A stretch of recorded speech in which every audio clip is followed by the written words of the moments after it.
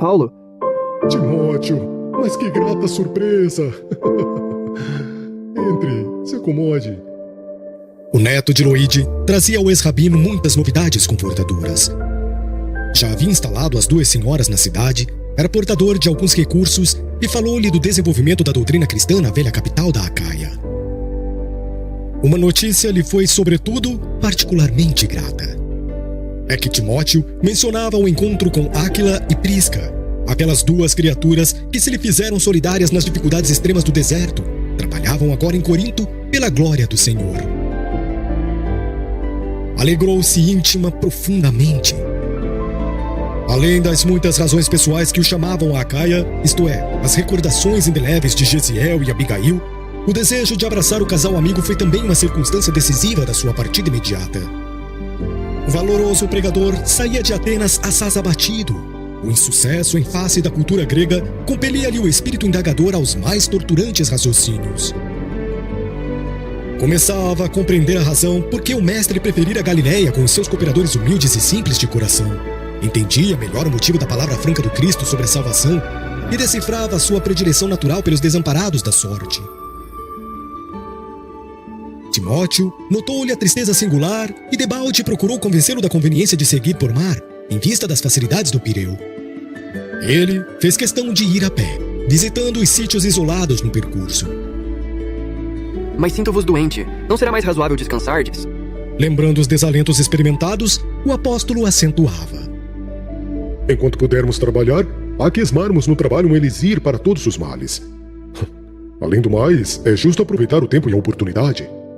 Julgo, entretanto, que poderíeis adiar um pouco. Adiar? Por quê?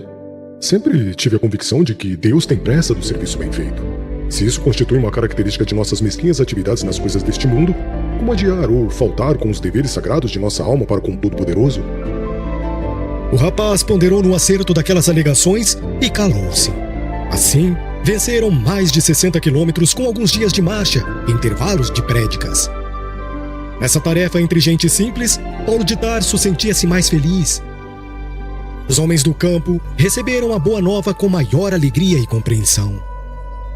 Pequenas igrejas domésticas foram fundadas não longe do Golfo de Saron. Enlevado pelas recordações cariciosas de Abigail, atravessou o istmo e penetrou na cidade movimentada e rumorosa. Paulo, que alegria te ver. Abraçou Loide e Eunice em uma casinha do porto de Cencreia e logo procurou avistar-se com os velhos amigos do oásis de Dan. Os três abraçaram-se tomados de infinito júbilo. Áquila e a companheira falaram longamente dos serviços evangélicos aos quais haviam sido chamados pela misericórdia de Jesus. Meu amigo, de olhos brilhantes, como se houvessem vencido grande batalha, contaram ao apóstolo haverem realizado o ideal de permanecer em Roma algum tempo. Como tecelões humildes, habitaram um velho casarão em ruínas, no Trasteveres, fazendo as primeiras pregações do evangelho no ambiente mesmo das pompas cesarianas. Os judeus haviam declarado guerra franca aos novos princípios. Desde o primeiro rebate da Boa Nova, iniciaram-se grandes tormentas no gueto do bairro pobre e desprotegido.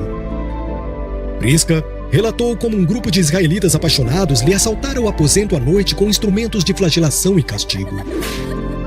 O marido demorava na oficina e assim não pôde ela esquivar-se dos impiedosos açoites. Só muito tarde fora socorrida por Áquila, que a encontrou banhada de sangue. O apóstolo tarsense exultava. Contou aos amigos, por sua vez, as dores experimentadas em toda parte pelo nome de Jesus Cristo. Aqueles martírios em comum eram apresentados como favores de Jesus, como títulos eternos da sua glória. Quem ama, inquieta-se por dar alguma coisa, e os que amavam o Mestre sentiam-se extremamente venturosos em sofrer algo por devotamento ao seu nome.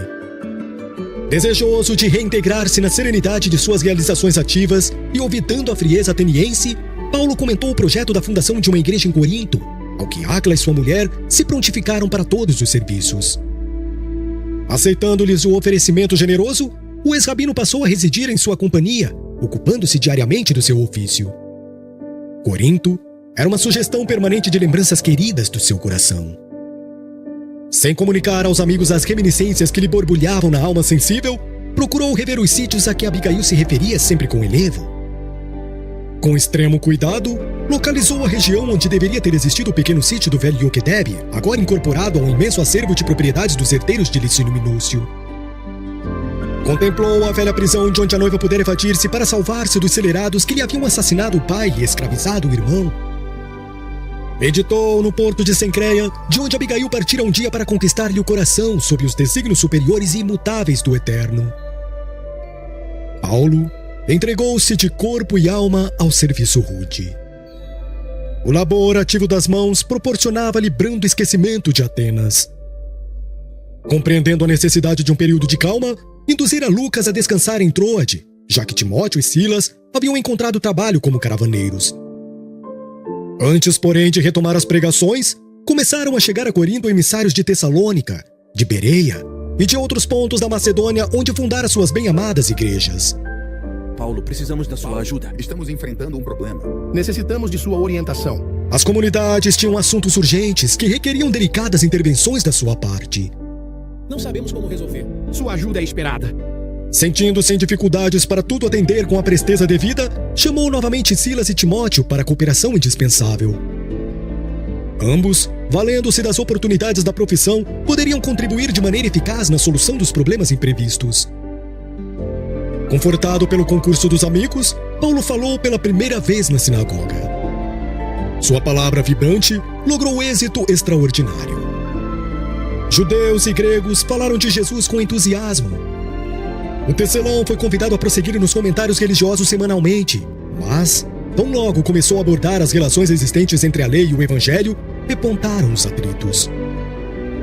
Os israelitas não toleravam a superioridade de Jesus sobre Moisés e, se consideravam o Cristo como profeta da raça, não o suportavam como Salvador.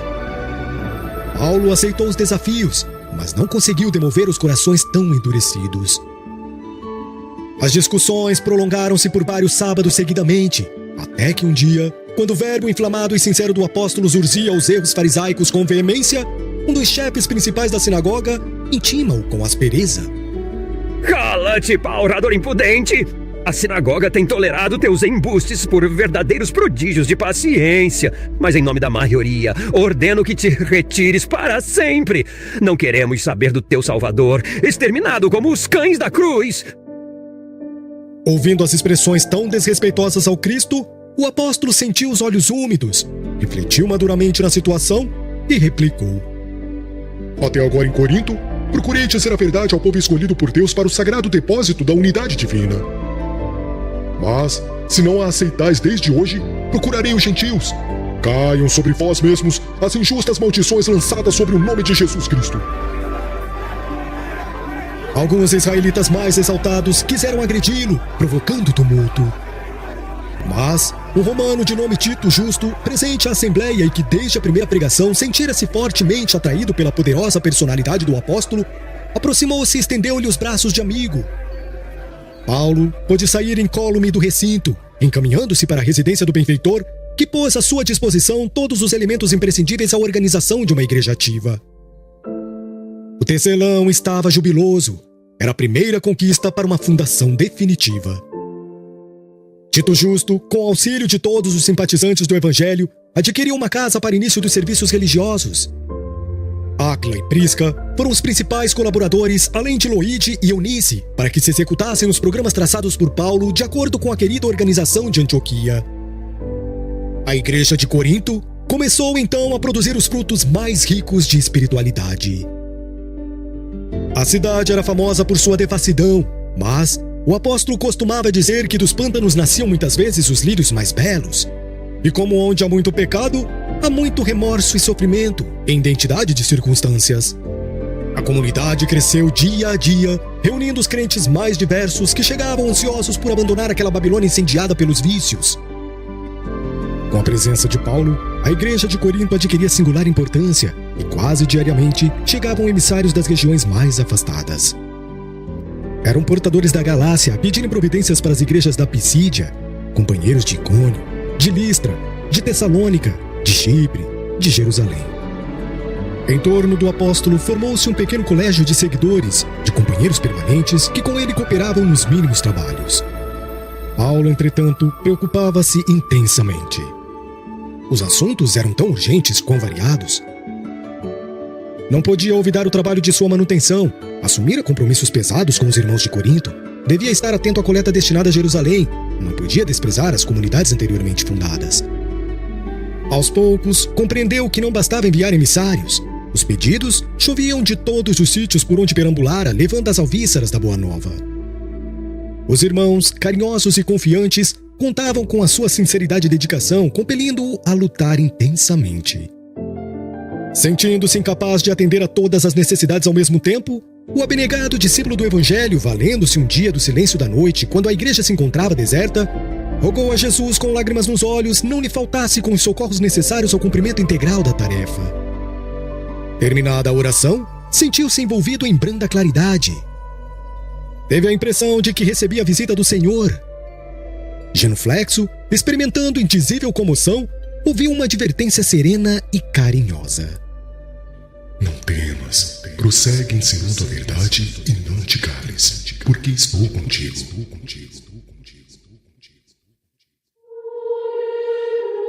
O apóstolo deu curso às lágrimas que lhe fluíam do coração.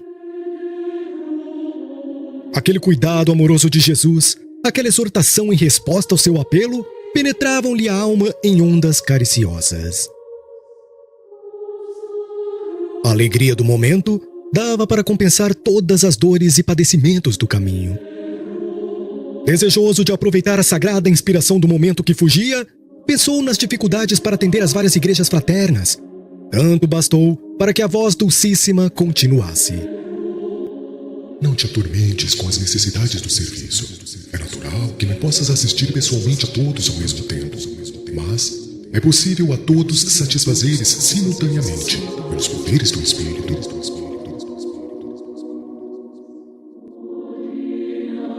Procurou atinar com o sentido justo da frase, mas teve dificuldade íntima de consegui-lo. Entretanto, a voz prosseguia com brandura. Poderás resolver o problema escrevendo a todos os irmãos em meu nome. Os de boa vontade saberão compreender, porque o valor da tarefa não está na presença pessoal do missionário, mas no conteúdo espiritual do seu verbo, da sua exemplificação e da sua vida. Doravante, Estevão permanecerá mais aconchegado a ti, transmitindo-te meus pensamentos, e o trabalho de evangelização poderá ampliar-se em benefício dos sofrimentos e das necessidades do mundo. O dedicado amigo dos gentios viu que a luz se extinguira. O silêncio voltara a reinar entre as paredes singelas da igreja de Corinto.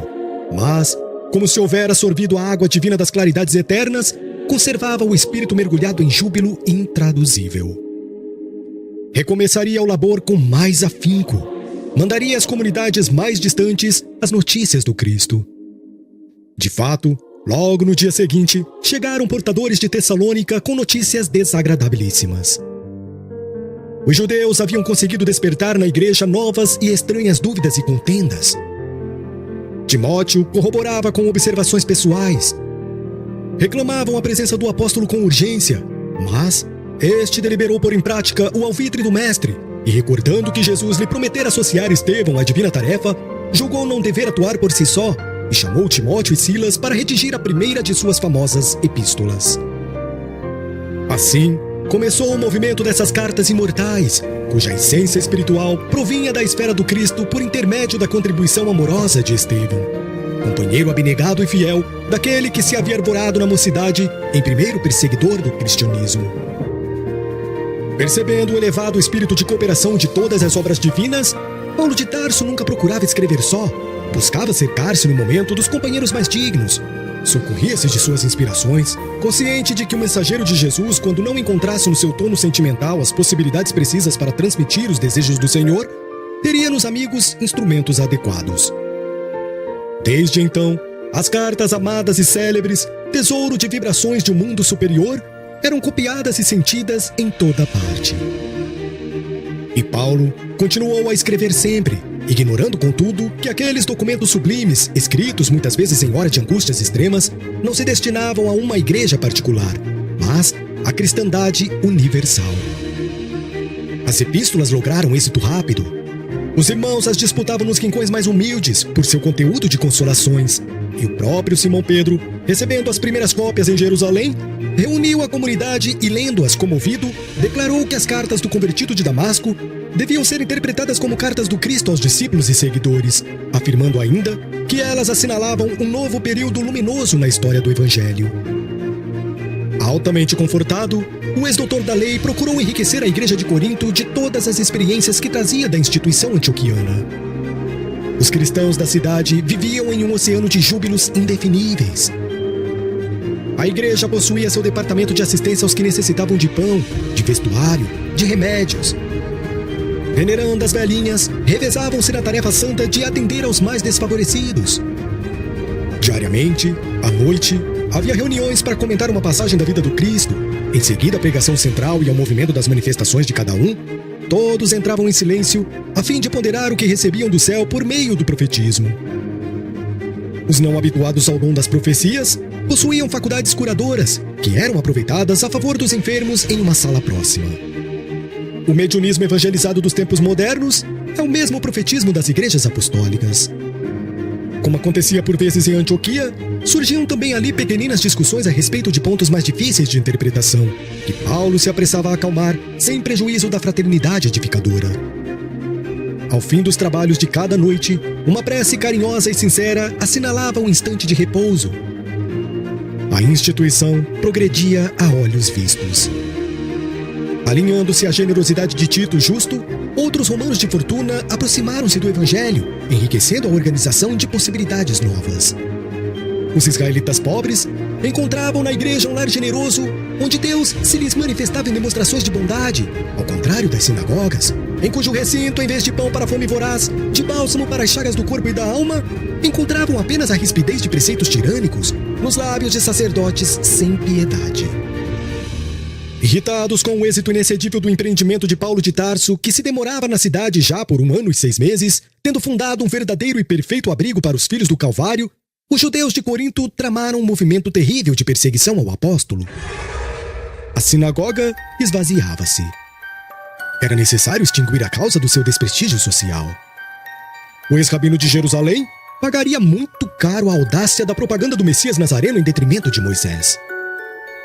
Era procônsul da Acaia, com residência em Corinto, um romano generoso e ilustre que costumava agir sempre de acordo com a justiça em sua vida pública.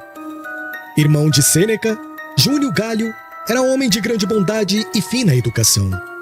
O processo iniciado contra o ex-rabino foi às suas mãos, sem que Paulo tivesse a mínima notícia, e era tão grande a bagagem de acusações levantadas pelos israelitas que o administrador foi compelido a determinar a prisão do apóstolo para o inquérito inicial. A sinagoga pediu com particular empenho que lhe fosse delegada a tarefa de conduzir o acusado ao tribunal. Longe de conhecer o móvel do pedido, o procônsul concedeu a permissão necessária, determinando o comparecimento dos interessados à audiência pública do dia seguinte. De posse da ordem, os israelitas mais exaltados deliberaram prender Paulo na véspera, no momento em que o fato pudesse escandalizar a comunidade. À noite, justamente quando o ex-rabino comentava o evangelho tomado de profundas inspirações, o grupo armado parou à porta, destacando-se alguns judeus mais eminentes que se dirigiam ao interior. Paulo ouviu a voz de prisão com extrema serenidade. Outro tanto, porém, não aconteceu com a assembleia. Houve grande tumulto no recinto. Alguns moços mais exaltados apagaram as tochas, mas o apóstolo valoroso, em um apelo solene e comovedor, bradou alto: Irmãos, acaso quereis o Cristo sem testemunho? A pergunta ressoou no ambiente, contendo todos os ânimos.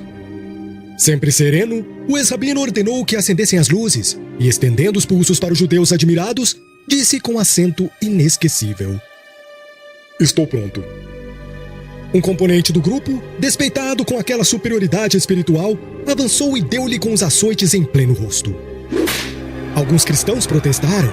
Os portadores da ordem de Galho revidaram com aspereza, mas o prisioneiro, sem demonstrar a mais leve revolta, clamou em voz mais alta: Irmãos, regozijemo-nos em Cristo Jesus. Estejamos tranquilos e jubilosos, porque o Senhor nos julgou dignos. Grande serenidade estabeleceu-se então na assembleia. Várias mulheres soluçavam baixinho. Áquila e a esposa dirigiram ao apóstolo um inovidável olhar e a pequena caravana demandou cárcere na sombra da noite. Atirado ao fundo de uma enxovia úmida, Paulo foi atado ao tronco do suplício e suportou a flagelação dos 39 açoites. Ele próprio estava surpreendido. Sublime paz banhava-lhe o coração de brandos consolos. Não obstante sentir-se sozinho entre perseguidores cruéis, experimentava nova confiança no Cristo. Nessas disposições, não lhe doíam as vergastadas impiedosas. De baldes verdugos espicaçavam-lhe o espírito ardente com insultos e ironias. Na prova rude e dolorosa, compreendeu alegremente que havia atingido a região de paz divina no mundo interior que Deus concede a seus filhos, depois das lutas acerbas e incessantes por eles mantidas na conquista de si mesmos. De outras vezes, o amor pela justiça o conduzia a situações apaixonadas, a desejos mal contidos, a polêmicas ríspidas. Mas ali, enfrentando os açoites que lhe caíam nos ombros seminus abrindo sulcos sangrentos, tinha uma lembrança mais viva do Cristo. A impressão de estar chegando aos seus braços misericordiosos, depois de caminhadas terríveis e ásperas, desde a hora em que havia caído às portas de Damasco, sob uma tempestade de lágrimas e trevas. Submerso em pensamentos sublimes, Paulo de Tarso sentiu o seu primeiro grande êxtase. Não mais ouviu os sarcasmos dos algozes inflexíveis. Sentiu que sua alma dilatava-se ao infinito, experimentando sagradas emoções de indefinível ventura. Brando sono lhe anestesiou o coração e somente pela madrugada voltou a si do caricioso descanso. O sol visitava-o alegre atrás das grades. O valoroso discípulo do Evangelho levantou-se bem disposto, recompôs as vestes e esperou pacientemente. Só depois do meio-dia, 3 soldados desceram ao cárcere das disciplinas judaicas, retirando o prisioneiro para conduzi-lo à presença do procônsul. Paulo compareceu à barra do tribunal com imensa serenidade. O recinto estava cheio de israelitas exaltados, mas o apóstolo notou que a assembleia se compunha na maioria de gregos de fisionomia simpática, muitos deles seus conhecidos pessoais dos trabalhos de assistência da igreja. Júnio Gálio, muito cioso do seu cargo, sentou-se sob o olhar ansioso dos espectadores, cheios de interesse. O procônsul, de conformidade com a praxe, teria de ouvir as partes em litígio, antes de pronunciar qualquer julgamento, apesar das queixas e acusações exaradas em pergaminho. Pelos judeus, falariam dos maiores da sinagoga, de nome Sóstenes, mas, como não aparecesse o representante da igreja de Corinto para a defesa do apóstolo, a autoridade reclamou o cumprimento da medida sem perda de tempo. Paulo de Tarso, muito surpreendido, rogava intimamente a Jesus fosse o patrono de sua causa, quando se destacou um homem que se prontificava a depor em nome da igreja. Era Tito Justo, o romano generoso que não desprezava o ensejo do testemunho. Verificou-se então um fato inesperado. Os gregos da Assembleia prorromperam em frenéticos aplausos. Júlio Gálio determinou que os acusadores iniciassem as declarações públicas necessárias. Sóstenes entrou a falar com grande aprovação dos judeus presentes. Acusava Paulo de blasfemo, desertor da lei, feiticeiro. Referiu-se ao seu passado acrimoniosamente. Contou que os próprios parentes o haviam abandonado. O procônsul ouvia atento, mas não deixou de manter uma atitude curiosa. Com o indicador da direita, comprimia um ouvido, sem atender à estupefação geral. O maioral da sinagoga, no entanto, desconcertava-se com aquele gesto. Terminando o libelo tanto apaixonado quanto injusto, Sóstenes interrogou o administrador da Acaia relativamente à sua atitude, que exigia um esclarecimento a fim de não ser tomado por desconsideração. Gálio, porém, muito calmo, respondeu fazendo humorismo. Suponho não estar aqui para dar satisfação de meus atos pessoais, e sim para atender aos imperativos da justiça. Todavia, em obediência ao Código da Fraternidade Humana, declaro que, a meu ver, todo administrador ou juiz em causa alheia deverá reservar um ouvido para a acusação e outro para a defesa. Enquanto os judeus franziam o sobresseio extremamente confundidos, os coríntios riam gostosamente. O próprio Paulo achou muita graça na confissão do procônsul, sem poder disfarçar o sorriso bom que lhe iluminou repentinamente a fisionomia. Passado o incidente humorístico, Tito Justo aproximou-se e falou sucintamente da missão do apóstolo. Suas palavras obedeciam a largo sopro de inspiração e beleza espiritual. Júnio Gálio ouvindo a história do convertido de Damasco dos lábios de um compatrício, mostrou-se muito impressionado e comovido. De vez em quando, os gregos prorrompiam em exclamações de aplausos e contentamento. Os israelitas compreenderam que perdiam terreno de momento a momento. Ao fim dos trabalhos, o chefe político da Acaia tomou a palavra para concluir que não via crime algum no discípulo do Evangelho.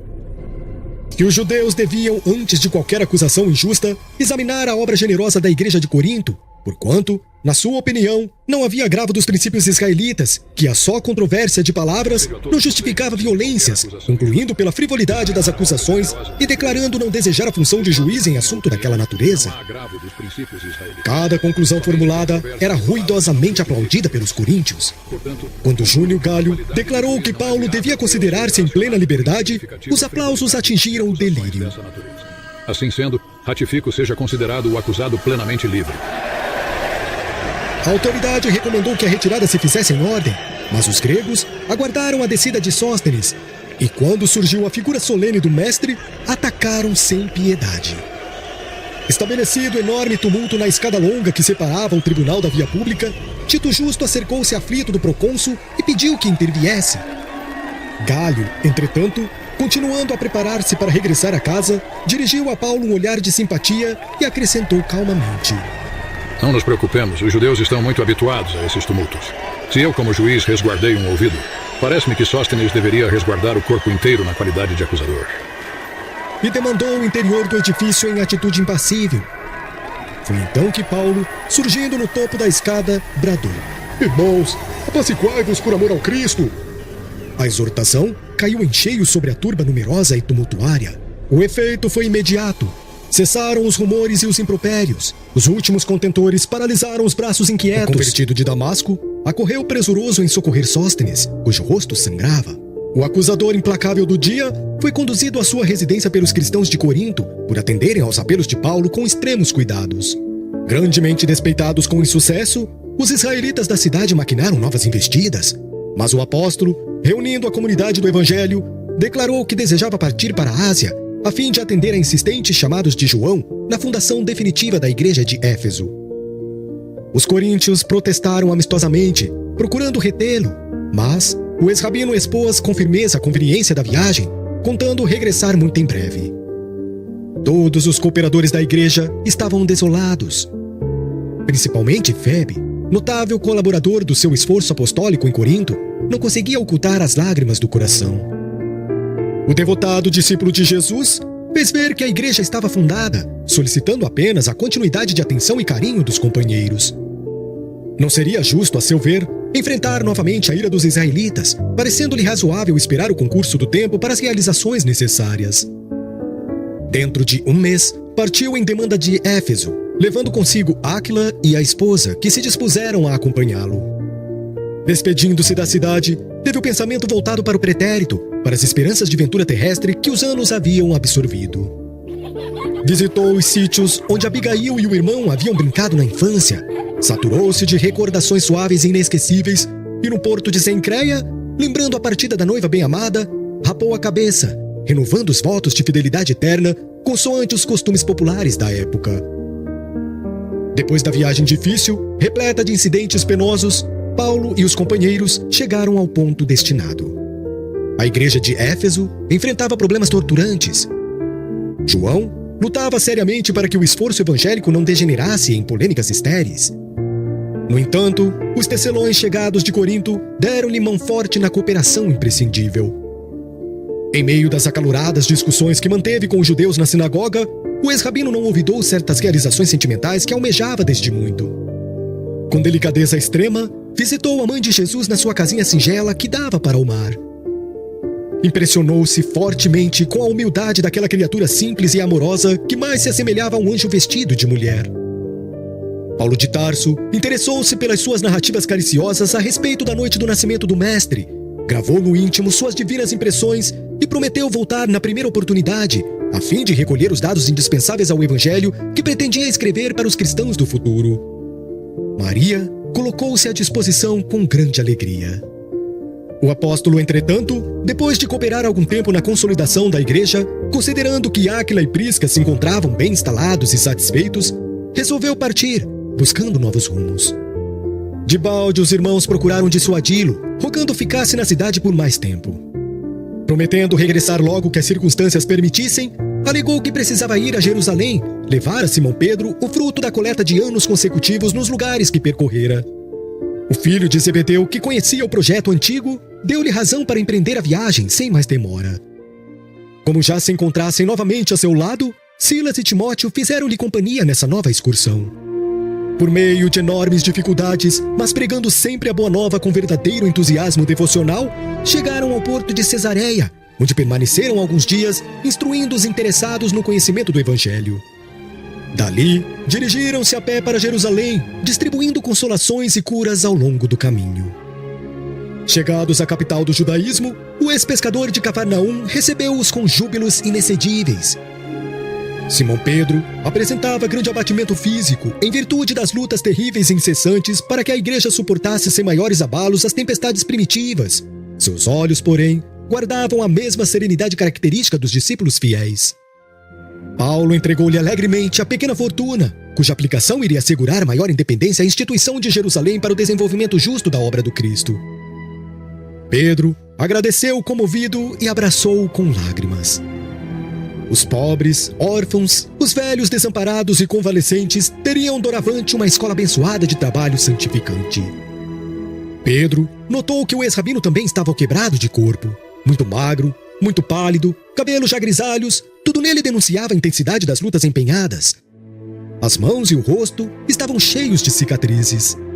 O ex-pescador, diante do que via, falou-lhe com entusiasmo das suas epístolas que se espalhavam por todas as igrejas lidas com avidez. Profundamente experimentado em problemas de ordem espiritual, alegou a convicção de que aquelas cartas provinham de uma inspiração direta do Mestre Divino. Observação que Paulo de Tarso recebeu comovidíssimo, dada a espontaneidade do companheiro. Além disso, acrescentava Simão prazerosamente, não podia haver elemento educativo de tão elevado alcance quanto aquele. Conhecia cristãos da Palestina que guardavam cópias numerosas da mensagem aos Tessalonicenses. As igrejas de Jope e Antipátride, por exemplo, comentavam as epístolas frase por frase. O ex-rabino sentiu imenso conforto para prosseguir na luta redentora. Após alguns dias, demandou Antioquia junto dos discípulos.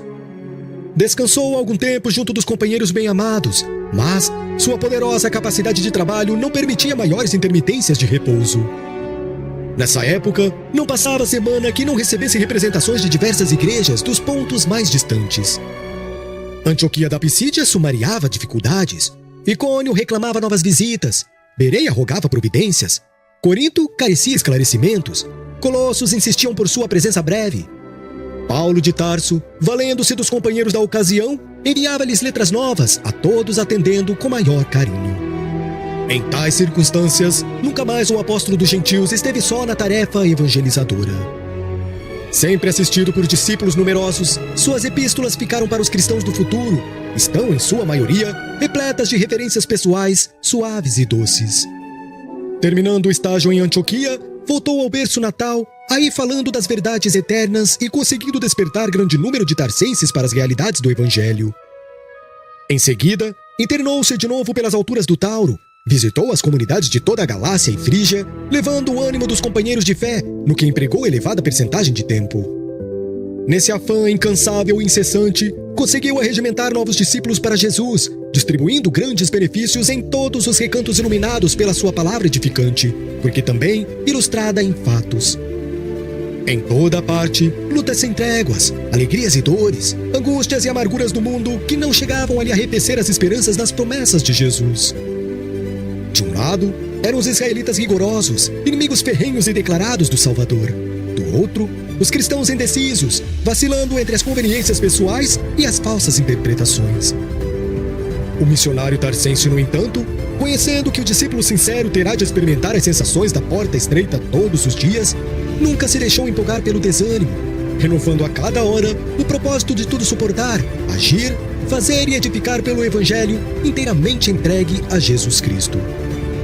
Vencidas as lutas indefesas, deliberou regressar a Éfeso, interessado na feitura do Evangelho decalcado nas recordações de Maria. Não mais encontrou Áquila e Prisca retornados a Corinto em companhia de um tal Apolo que se notabilizara por sua cultura entre os recém-convertidos. Embora pretendesse apenas manter algumas conversações mais longas com a filha inesquecível de Nazaré, foi compelido a enfrentar a luta séria com os cooperadores de João. A sinagoga conseguira grande ascendente político sobre a igreja da cidade, que ameaçava sussurrar. O ex-rabino percebeu o perigo e aceitou a luta sem reservas. Durante 3 meses, discutiu na sinagoga em todas as reuniões. A cidade, que se mantinha em dúvidas atrozes, parecia alcançar uma compreensão mais elevada e mais rica de luzes. Multiplicando as curas maravilhosas, Paulo, um dia, tendo imposto as mãos sobre alguns doentes, foi rodeado por claridade indefinível do mundo espiritual.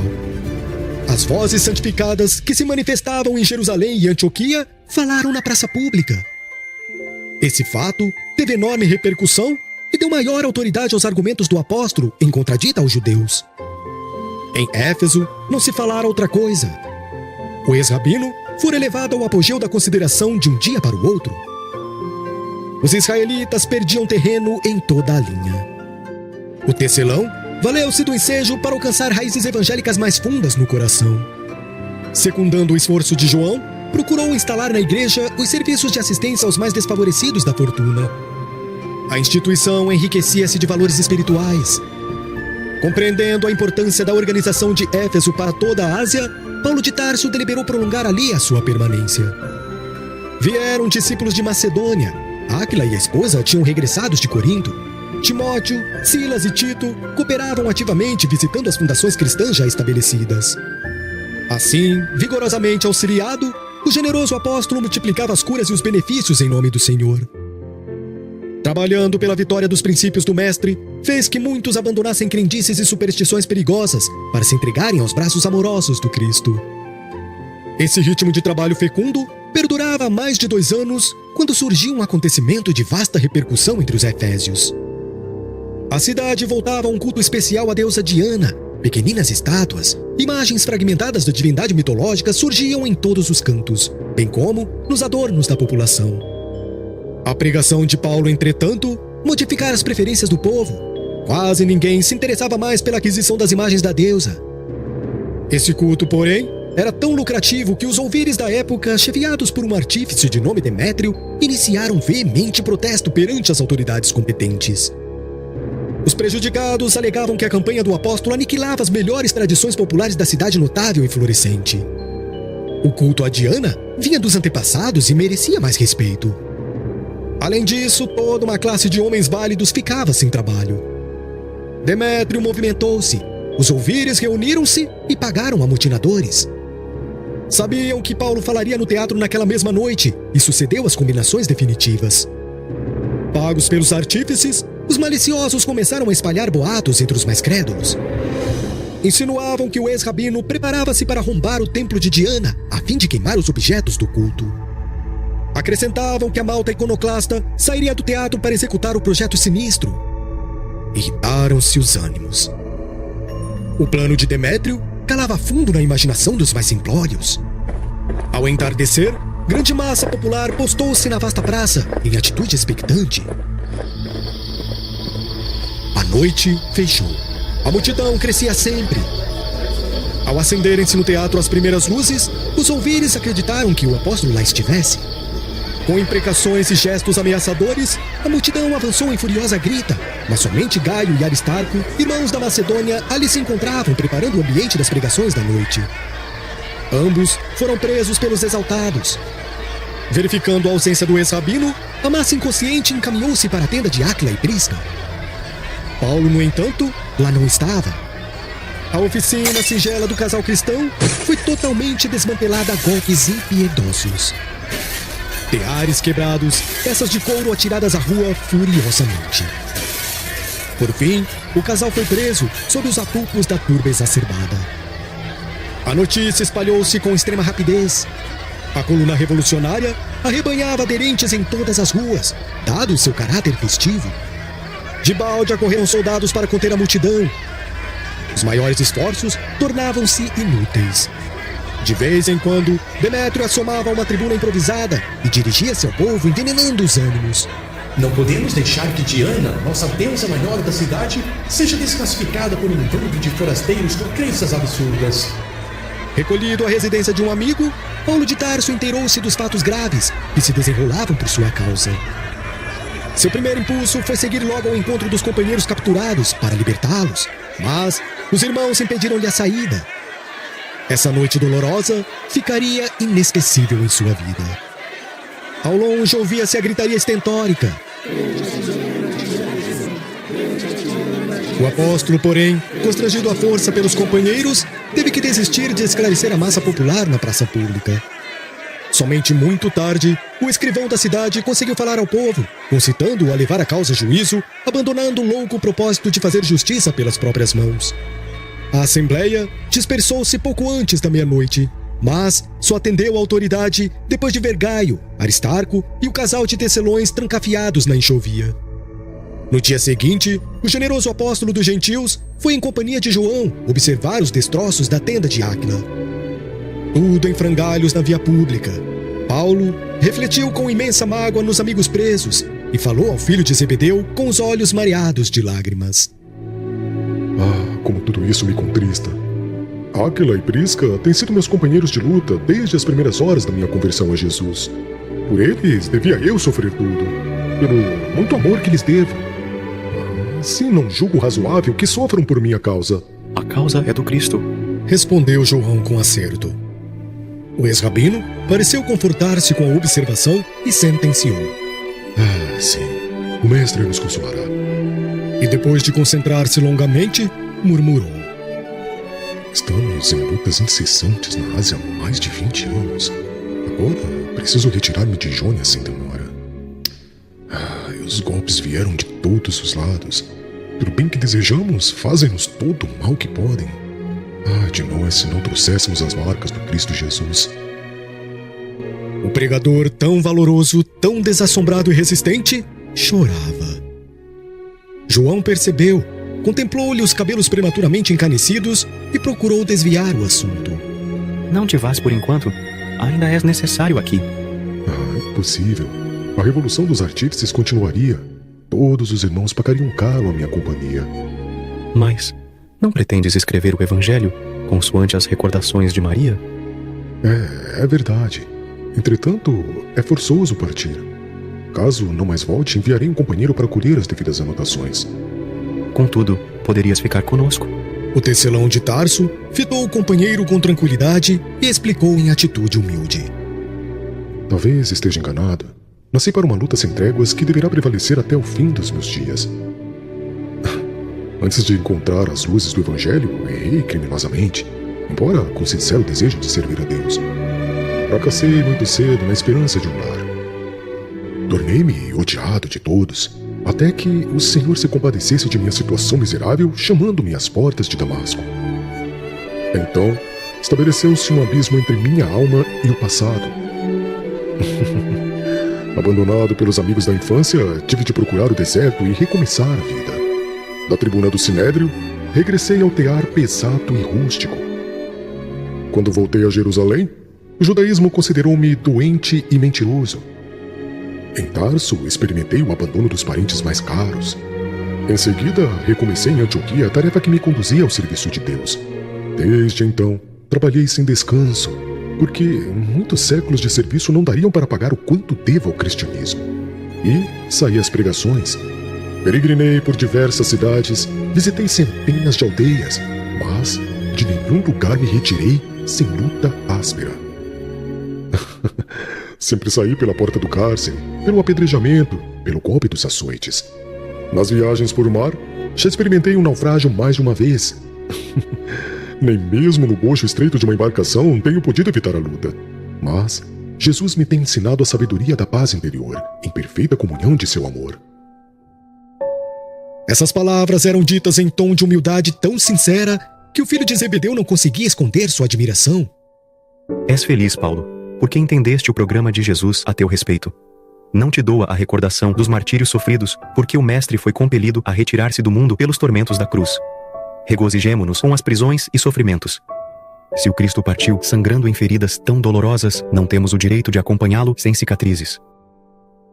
O apóstolo dos gentios prestou enorme atenção a essas palavras consoladoras e murmurou: É verdade. Além do mais, devemos contar com calvários numerosos. Se o Cordeiro Imaculado padeceu na cruz da ignomínia, de quantas cruzes necessitaremos para atingir a redenção? Jesus veio ao mundo por imensa misericórdia. Acenou-nos brandamente, convocando-nos a uma vida melhor. Agora, meu amigo, como os antepassados de Israel, que saíram do cativeiro do Egito à custa de sacrifícios extremos, precisamos fugir da escravidão dos pecados, violentando-nos a nós mesmos, disciplinando o espírito a fim de nos juntarmos ao Mestre, correspondendo à sua imensa bondade.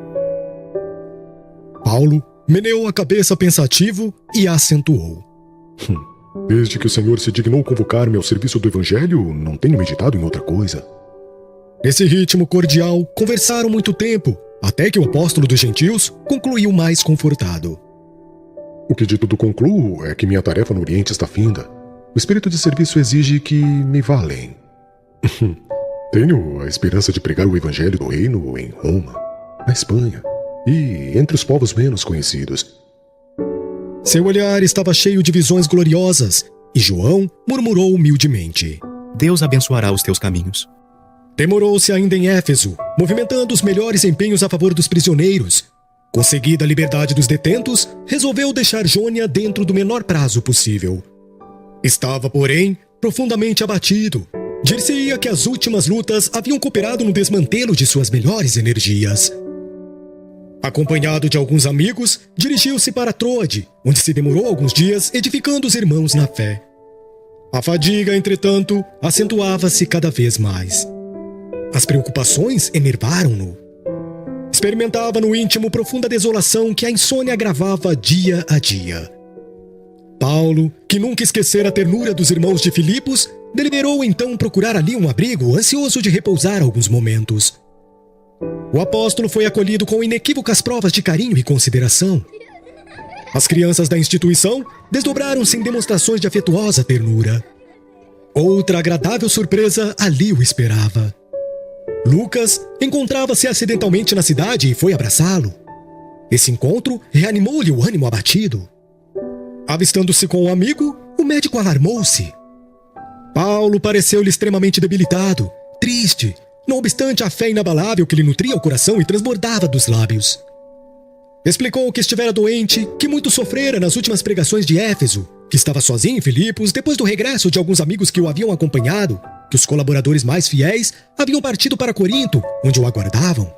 Muito surpreendido, Lucas tudo ouviu silencioso e perguntou: Quando partirás? Pretendo ficar 2 semanas. E depois de vaguear os olhos na paisagem, concluiu em tom quase amargo: Aliás, meu caro Lucas, julgo ser esta a última vez que descanso em Filipos. Por quê? Não há motivos para pressentimentos tão tristes.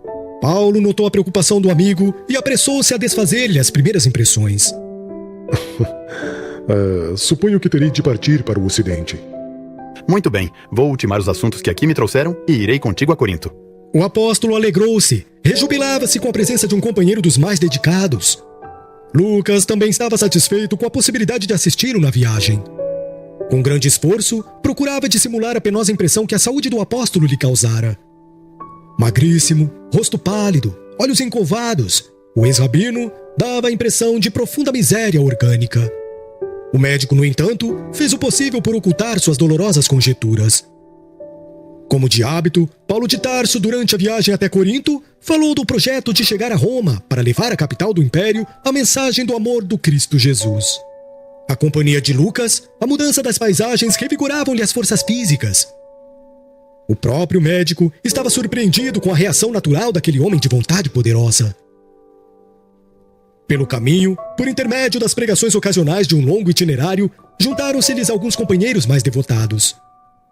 Novamente em Corinto, o ex-rabino ratificou as suas epístolas, reorganizou amorosamente os quadros de serviços da igreja e, no círculo dos mais íntimos, não falava outra coisa senão do grandioso projeto de visitar Roma, no intuito de auxiliar os cristãos já existentes na cidade dos Césares a estabelecerem instituições semelhantes às de Jerusalém, de Antioquia, de Corinto e outros pontos mais importantes do Oriente. Nesse meio tempo, readquiriu as energias latentes do organismo debilitado. Desdobrava-se no plano, coordenando ideias e mais ideias do programa colimado na imperial metrópole. Aventou numerosas providências. Pensou em preparar sua chegada, fazendo-a preceder de uma carta na qual recapitulasse a doutrina consoladora do Evangelho e nomeasse com saudações afetuosas todos os irmãos do seu conhecimento no ambiente romano.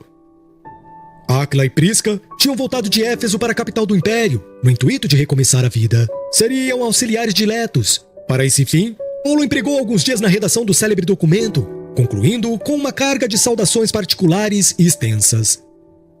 Foi aí que se verificou um episódio escassamente conhecido pelos seguidores do cristianismo. Considerando que todos os irmãos e pregadores eram criaturas excessivamente ocupadas nos mais variados místeres e que Paulo custaria a encontrar portador para a missiva famosa, a irmã de nome Febe, grande cooperadora dos apóstolos dos gentios no porto de Cencreia, comunicou-lhe que teria de ir a Roma em visita a parentes e se oferecia de bom grado a levar o documento destinado a iluminar a cristandade póstera. Paulo exultou de contentamento, aliás, extensivo a toda a confraria. A epístola foi terminada com enorme entusiasmo e júbilo. Tão logo partiu a emissária heróica, o ex-rabino reuniu a pequena comunidade dos discípulos diletos para assentar as bases definitivas da grande excursão. Começou explicando que o inverno começava, mas tão depressa voltasse o tempo de navegação, embarcaria para Roma. Depois de justificar a excelência do plano, visto já estar implantado o evangelho nas regiões mais importantes do Oriente, pediu aos amigos íntimos lhe dissessem como e até que ponto lhe seria possível auxiliá-lo. Timóteo alegou que Eunice não podia no momento dispensar seus cuidados, dado o falecimento da veneranda Loide. Segundo expôs, precisava regressar a Tessalônica, e Aristarco o secundou nesse parecer. Sópater falou de suas dificuldades em Bereia. Gaio pretendia partir para Derbe no dia seguinte. Tíquico e Trófimo alegaram a necessidade urgente de irem a Éfeso, de onde pretendiam mudar para Antioquia, berço natal de ambos. Quase todos os demais estavam impossibilitados de participar da excursão. Apenas Silas afirmou que poderia fazê-lo, fosse como fosse. Chegada, porém, a vez de Lucas, que se mantivera até então calado, disse ele estar pronto e resolvido a compartilhar dos trabalhos e alegrias da missão de Roma. De toda a assembleia, 2 apenas poderiam acompanhá-lo. Paulo, todavia, mostrou-se conformado e satisfeitíssimo. Bastavam-se-lhe Silas e Lucas, habituados aos seus métodos de propaganda e com os mais belos títulos de trabalho e dedicação à causa de Jesus. Tudo corria às maravilhas. O plano combinado auspiciava grandes esperanças, quando no dia imediato um peregrino pobre e triste surgia em Corinto, desembarcado de uma das últimas embarcações chegadas ao Peloponeso para ancoragem longa do inverno. Vinha de Jerusalém, bateu às portas da igreja e procurou insistentemente por Paulo, a fim de entregar-lhe uma carta confidencial. Defrontando o singular mensageiro, o apóstolo surpreendeu-se. Tratava-se do irmão Abdias, a quem Tiago incumbira de entregar a carta ao ex-rabino. Este tomou-a e desdobrou-a, um tanto nervoso. À medida que ia lendo, mais pálido se fazia. Tratava-se de um documento particular da mais alta importância. O filho de Alfeu comunicava ao ex-doutor da lei os dolorosos acontecimentos que se desenrolavam em Jerusalém. Tiago avisava que a igreja sofria nova e violentíssima perseguição do Sinédrio. Os rabinos haviam decidido reatar o fio das torturas infligidas aos cristãos. Simão Pedro fora banido da cidade. Grande número de confrades era alvo de novas perseguições e martírios. A igreja fora assaltada por fariseus sem consciência e só não sofrera depredações de maior vulto em virtude do respeito que o povo lhe consagrava. Dentro de suas atitudes conciliatórias, conseguira aplacar os ânimos mais exaltados, mas o Sinédrio alegava a necessidade de um entendimento com Paulo, a fim de conceder tréguas. A ação do apóstolo dos gentios, incessante e ativa, conseguira lançar as sementes de Jesus em toda parte. De todos os lados, o Sinédrio recebia consultas, reclamações, notícias alarmantes. As sinagogas iam ficando desertas. Tal situação requeria esclarecimentos. Baseado nesses pretextos, o maior tribunal dos israelitas desfechara tremendos ataques contra a organização cristã em Jerusalém. Tiago relatava os acontecimentos com grande serenidade e rogava a Paulo de Tarso não abandonasse a igreja naquela hora de lutas acerbas. Ele, Tiago, estava envelhecido e cansado. Sem a colaboração de Pedro, temia sucumbir. Pedia então ao convertido de Damasco fosse a Jerusalém, afrontasse as perseguições por amor a Jesus, para que os doutores do Sinédrio e do Templo ficassem bastantemente esclarecidos. Acreditava que não lhe poderia advir nenhum mal, porquanto o ex-rabino saberia melhor dirigir-se às autoridades religiosas para que a causa lograsse justo êxito. A viagem a Jerusalém teria somente um objetivo: esclarecer o sinédrio, como se fazia indispensável. Depois disso, que Tiago considerava de suma importância para salvar a igreja da capital do judaísmo, Paulo voltaria tranquilo e feliz para onde lhe aprouvesse. A mensagem estava crivada de exclamações amargas e de apelos veementes. Paulo de Tarso terminou a leitura e lembrou o passado. Com que direito lhe fazia o apóstolo Galileu semelhante pedido? Tiago sempre se colocara em posição antagônica. Em que pesasse sua índole impetuosa, franca, inquebrantável, não podia odiá-lo. Entretanto, não se sentia perfeitamente afim com o filho de Alfeu, a ponto de se tornar seu companheiro adequado em lance tão difícil. Procurou um recanto solitário da igreja, sentou e meditou. Experimentando certas relutâncias íntimas em renunciar à partida para Roma, não obstante o projeto formulado em Éfeso nas vésperas da Revolução dos Ourives de só visitar a capital do Império depois de nova excursão a Jerusalém, procurou consultar o Evangelho por desfazer tão grande perplexidade. Desenrolou os pergaminhos e, abrindo-os ao acaso, leu a advertência das anotações de Levi. Auxilia-te depressa como teu adversário. Diante dessas palavras judiciosas, não dissimulou o assombro, recebendo-as como um alvitre divino para que não desprezasse a oportunidade de estabelecer com o apóstolo Galileu os laços sacrossantos da mais pura fraternidade. Não era justo alimentar caprichos pessoais na obra do Cristo. No feito em perspectiva, não era Tiago interessado na sua presença em Jerusalém. Era a igreja, era a sagrada instituição que se tornara tutora dos pobres e dos infelizes. Provocar as iras farisaicas sobre ela não seria lançar uma tempestade de imprevisíveis consequências para os necessitados e desfavorecidos do mundo? Recordou a juventude e a longa perseguição que chegara a mover contra os discípulos do crucificado. Teve a nítida recordação do dia em que efetuara a prisão de Pedro entre os aleijados e os enfermos que o cercavam soluçantes. Lembrou que Jesus o chamara para o divino serviço às portas de Damasco, que desde então sofrera e pregara sacrificando a si mesmo e ensinando as verdades eternas, organizando igrejas amorosas e acolhedoras onde os filhos do Calvário tivessem consolo e abrigo, de conformidade com as exortações de Abigail. E assim, chegou à conclusão de que devia aos sofredores de Jerusalém alguma coisa que era preciso restituir. Em outros tempos, fomentar a confusão, privara-os da assistência carinhosa de Estevão, iniciar banimentos impiedosos. Muitos doentes foram obrigados a renegar o Cristo em sua presença na cidade dos rabinos. Não seria aquela a ocasião adequada para resgatar a dívida enorme? Paulo de Tarso, iluminado agora pelas mais santas experiências da vida com o Mestre amado, levantou-se e a passos resolutos dirigiu-se ao portador que o esperava em atitude humilde. Amigo, vem descansar que bem precisas.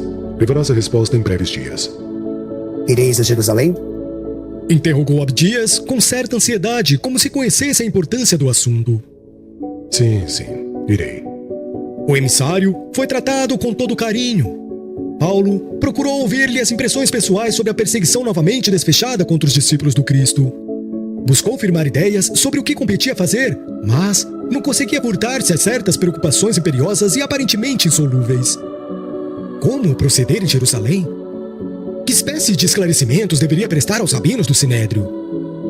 Qual o testemunho que competia dar?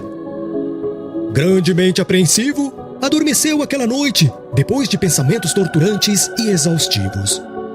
Sonhou, porém, que se encontrava em longa e clara estrada tonalizada de maravilhosos clarões opalinos. Não dera muitos passos quando foi abraçado por duas entidades carinhosas e amigas. Eram Gesiel e Abigail, que o enlaçavam com indivisível carinho. Extasiado, não pôde murmurar uma palavra. Abigail agradeceu-lhe a ternura das lembranças comovidas em Corinto, falou-lhe dos júbilos do seu coração e rematou com alegria. Não te inquietes, Paulo. É preciso ir a Jerusalém para o testemunho imprescindível. No íntimo, o apóstolo reconsiderava o plano de excursão a Roma no seu nobre intuito de ensinar as verdades cristãs na sede do Império. Bastou pensá-lo para que a voz querida se fizesse ouvir novamente em timbre familiar. Tranquiliza-te, porque irás a Roma cumprir um sublime dever. Não porém como queres, mas de acordo com os desígnios do Altíssimo. E logo, esboçando um angelical sorriso. Depois, então, será a nossa união eternal em Jesus Cristo, para a divina tarefa do amor e da verdade à luz do Evangelho. Aquelas palavras caíram-lhe na alma com a força de uma profunda revelação. O apóstolo dos gentios não saberia explicar o que se passou no âmago do seu espírito. Sentia-se simultaneamente dor e prazer, preocupação e esperança. A surpresa pareceu impedir o seguimento da visão inesquecível. Gesiel e a irmã, endereçando-lhe gestos amorosos, pareciam desaparecer em uma faixa de névoas transparentes. Acordou em sobressalto e concluiu desde logo que devia preparar-se para os derradeiros testemunhos. No dia seguinte, convocou uma reunião dos amigos e companheiros de Corinto. Mandou que Abdias explicasse em viva voz a situação de Jerusalém e expôs o plano de passar pela capital do judaísmo antes de seguir para Roma. Todos compreenderam os sagrados imperativos da nova resolução. Lucas, todavia, adiantou-se e perguntou: De acordo com a modificação do projeto, quando pretendes partir? Dentro de poucos dias. Impossível. Não poderemos concordar com a tua viagem a pé a Jerusalém. Além de tudo, precisas descansar alguns dias depois de tantas lutas. O ex-rabino refletiu um momento e concordou. Tens razão. Ficarei em Corinto algumas semanas. No entanto, pretendo fazer a viagem por etapas no intuito de visitar as comunidades cristãs. Pois tenho a intuição de minha partida breve para Roma e de que não mais verei as igrejas amadas em corpo mortal. Essas palavras eram pronunciadas em tom melancólico. Lucas e os demais companheiros ficaram silenciosos e o apóstolo continuou. Aproveitarei o tempo instruindo Apolo sobre os trabalhos indispensáveis do Evangelho nas diversas regiões da Acaia. Em seguida, desfazendo a impressão de suas afirmativas menos animadoras no tocante à viagem a Roma, incutiu um novo talento ao auditório, emitindo conceitos otimistas e esperançosos. Traçou vasto programa para os discípulos, recomendando atividades à maioria entre as comunidades de toda a Macedônia, a fim de que todos os irmãos estivessem apostos para as suas despedidas. Outros foram despachados para a Ásia, com idênticas instruções. Decorrido 3 meses de permanência em Corinto, novas perseguições dos judeus foram desfechadas contra a instituição. A sinagoga principal da Acaia havia recebido secretas notificações de Jerusalém. Nada menos que a eliminação do apóstolo a qualquer preço. Paulo percebeu a insídia e despediu-se prudentemente dos coríntios, partindo em companhia de Lucas e Silas a pé para visitar as igrejas de Macedônia. Por toda parte, pregou a palavra do Evangelho, convencido de que era a última vez que fixava aquelas paisagens. Despedia-se comovido dos velhos amigos de outros tempos, fazia recomendações no tom de quem ia partir para sempre. Mulheres reconhecidas, anciãs e crianças acorriam a beijar-lhe as mãos com enternecimento. Chegando a Filipos, cuja comunidade fraternal lhe falava mais intimamente ao coração, sua palavra suscitou torrentes de lágrimas. A igreja morosa que vicejava para Jesus à margem do Ganges consagrava ao apóstolo dos gentios singular afeição. Lídia e seus numerosos auxiliares, no impulso muito humano, queriam retê-lo em sua companhia, insistiam para que não prosseguisse, receosos das perseguições do farisaísmo. E o apóstolo, sereno e confiante, acentuava: Não choreis, irmãos. Convicto estou do que me compete fazer, e não devo esperar flores e dias felizes. Cumpre-me aguardar fim na paz do Senhor Jesus. A existência humana é de trabalho incessante e os derradeiros sofrimentos são a coroa do testemunho. Eram exortações cheias de esperanças e alegrias, por confortar os mais tímidos e renovar a fé nos corações fracos e sofredores. Dando por terminada a tarefa nas zonas de Filipos, Paulo e os companheiros navegaram com destino a Troade. Nesta cidade, o apóstolo fez com inexcedível êxito a derradeira pregação na 7ª noite de sua chegada, verificando-se o célebre incidente com o jovem Eutico, que caiu da janela do 3º andar do prédio em que se realizavam as práticas evangélicas, sendo imediatamente socorrido pelo ex-rabino, que o colheu semi-morto e devolveu-lhe a vida em nome de Jesus. Em Troade, outros confrades se reuniram à pequena caravana. Atentos à recomendação de Paulo, partiram com Lucas e Silas para Sós, a fim de contratar a preço módico algum velho barco de pescadores, porquanto o apóstolo preferia viajar desse modo entre as ilhas e portos numerosos, para despedir-se dos amigos e irmãos que por ali morejavam. Assim aconteceu, e enquanto os colaboradores tomavam embarcação confortável, o ex-rabino palmilhava mais de 20 quilômetros de estrada, só pelo prazer de abraçar os continuadores humildes da sua grandiosa faina apostólica. Adquirindo em seguida um barco muito ordinário, Paulo e os discípulos prosseguiram a viagem para Jerusalém, distribuindo consolações e socorros espirituais às comunidades humildes e obscuras. Em todas as praias eram gestos comovedores a deuses amargurosos. Em Éfeso, porém, a cena foi muito mais triste, porque o apóstolo solicitara o comparecimento dos anciãos e dos amigos para falar-lhes particularmente ao coração. Não desejava desembarcar no intuito de prevenir novos conflitos e que lhe retardassem a marcha, mas, em testemunho de amor e reconhecimento, a comunidade em peso lhe foi ao encontro, sensibilizando-lhe a alma afetuosa. A própria Maria, avançada em anos, acorrera de longe em companhia de João e outros discípulos para levar uma palavra de amor ao paladino intimorato do evangelho de seu filho. Os anciãos receberam-no com ardorosas demonstrações de amizade. As crianças ofereciam-lhe merendas e flores. Extremamente comovido, Paulo de Tarso prelecionou em despedida, e quando afirmou o pressentimento de que não mais ali voltaria em corpo mortal, houve grandes explosões de amargura entre os efésios. Como que tocados pela grandeza espiritual daquele momento, quase todos se ajoelharam no tapete branco da praia e pediram a Deus protegesse o devotado batalhador do Cristo. Recebendo tão belas manifestações de carinho, o ex-rabino abraçou um por um de olhos molhados. A maioria atirava-se-lhe nos braços amorosos, soluçando, beijando-lhe as mãos calosas e rudes. Abraçando por último a Mãe Santíssima, Paulo tomou-lhe a destra e nela depôs um beijo de ternura filial. A viagem continuou com as mesmas características. Rhodes, Pátara, Tiro, Ptolemaida e finalmente Cesareia. Nesta cidade, hospedaram-se em casa de Filipe, que ali fixara residência desde muito tempo. O velho companheiro de lutas informou Paulo dos fatos mínimos de Jerusalém, onde muito esperavam do seu esforço pessoal para a continuação da igreja. Muito velhinho, o generoso Galileu falou da paisagem espiritual da cidade dos rabinos, sem disfarçar os receios que a situação lhe causava. Não somente isso constrangeu os missionários. Ágabo, já conhecido de Paulo em Antioquia, viera da Judéia e, em transe mediúnico na primeira reunião íntima em casa de Filipe, formulou os mais dolorosos vaticínios.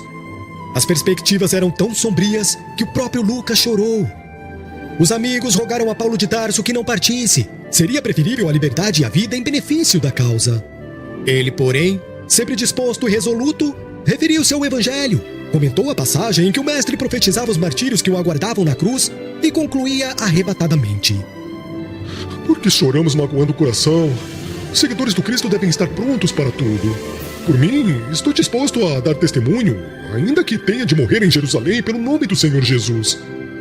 A impressão dos vaticínios de Ágabo ainda não havia desaparecido, quando a casa de Filipe recebeu nova surpresa no dia imediato. Os cristãos de Cesareia levaram à presença do ex-rabino um emissário de Tiago, de nome Manasson. O apóstolo Galileu soubera da chegada do convertido de Damasco ao porto palestinense e dera-se pressa em se comunicar com ele mediante um portador devotado à causa comum. Manasson explicou ao ex-rabino o motivo de sua presença, advertindo-o dos perigos que arrostaria em Jerusalém, onde o ódio sectarista espervilhava e atingia as mais atrozes perseguições. Dadas a exaltação e a vigilância do judaísmo, Paulo não deveria procurar imediatamente a igreja, mas hospedar-se em casa dele, mensageiro, onde Tiago iria falar-lhe em particular e assim resolverem o que melhor conviesse aos sagrados interesses do cristianismo. Isto posto, o apóstolo dos gentios seria recebido na instituição de Jerusalém para discutir com os atuais diretores os destinos da casa. Paulo achou muito razoáveis os cuidados e sugestões de Tiago, mas preferiu seguir os alvitres verbais do portador. Angustiosas sombras pairavam no espírito dos companheiros do grande apóstolo quando a caravana seguida de Manasson se deslocou de Cesareia para a capital do judaísmo. Como sempre, Paulo de Tarso anunciou a boa nova nos burgos mais humildes. Após alguns dias de marcha vagarosa para que todos os trabalhos apostólicos fossem suficientemente atendidos, os discípulos do Evangelho transpuseram as portas da cidade dos rabinos, assomados de graves preocupações. Envelhecido e alquebrado, o apóstolo dos gentios contemplou os edifícios de Jerusalém, demorando o olhar na paisagem árida e triste que lhe recordava os anos da mocidade tumultuosa e morta para sempre. Elevou o pensamento a Jesus e pediu-lhe que o inspirasse no cumprimento do sagrado ministério.